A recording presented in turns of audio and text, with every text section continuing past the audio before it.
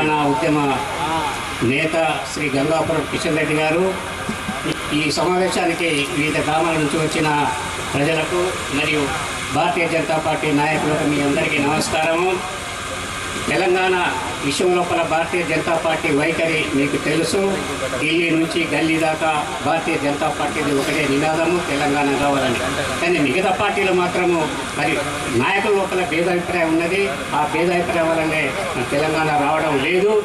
తెలంగాణ ఎప్పుడు వస్తుంది అంటే ఈ జిల్లాలో మరి ఈ రాష్ట్రంలో కేసీఆర్ గారు, తర్వాత ఎర్రబెల్లి దయాకర్ గారు, ఎర్రబెల్లి దయాకర్ రావు గారు, తర్వాత కోదండరావు గారు, ఈ పార్టీల లోపల ఎప్పుడైతే ఐక్యత ఉంటుందో, రాజకీయ నాయకుల లోపల ఎప్పుడైతే ఐక్యత ఉంటుందో అప్పుడే తెలంగాణ వస్తుంది.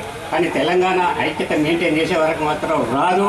ఇక్కడ ఒక మాట, అక్కడ ఒక మాట మాట్లాడుతుంటారు.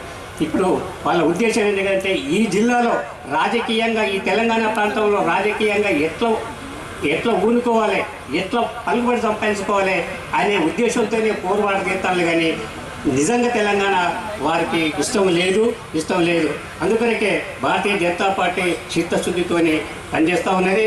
మీకు తెలుసు, 42 రోజులు ఇక్కడ సకల జిల్లా సమ్మె జరిగింది. మనం అందరం అనుకున్నాం తప్పకుండా తెలంగాణ వస్తుంది అనుకున్నాం. అప్పుడే అనుకున్నాం నవ్వు నెవర్ అన్నారు.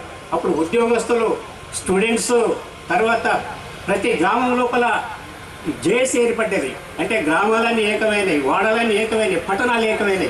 కానీ రైళ్లు ఎక్కడ ఆగిపోయినాయి, బస్సులు ఎక్కడెక్కడ ఆగిపోయినాయి. అయినా తెలంగాణ రాలేదు. 750 మంది చచ్చిపోయారు, అయినా తెలంగాణ రాలేదు. మరి ఎందుకు వస్తుంది? అట్లాంటి ఉద్యమం ఒక్కటేసారి సప్పని చల్లారిపోయింది. మరి అంత హీట్ ఎట్లా రావాలి? మళ్ళా వస్తుందా? అందరికి అనుమానం ఉన్నది.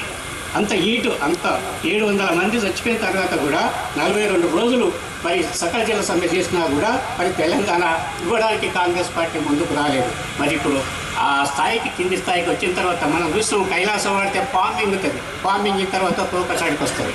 మరి పైకి పోవడం మల్లయ్యతో అది మనకు చాలా ఇబ్బందికరంగా ఉంటుంది. అందుకనే ఈ విషయం లోపల Bharatiya Janata party all India నాయకులు, మనకు తెలుసు, అద్వానీ గారు వచ్చిండ్రు, సుష్మా స్వరాజ్ గారు వచ్చిండ్రు, మోడీ గారు వచ్చిండ్రు. ఢిల్లీ లోపల, హైదరాబాద్ లోపల మీటింగ్ పెట్టి మేము కనుక అధికారంలో పెట్టి 100 రోజుల లోపల మేము తెలంగాణ ఇస్తాము, ఫస్ట్ సంతకం మా తెలంగాణ బిల్లు మీద ఉంటుంది ప్రకటించిండ్రు.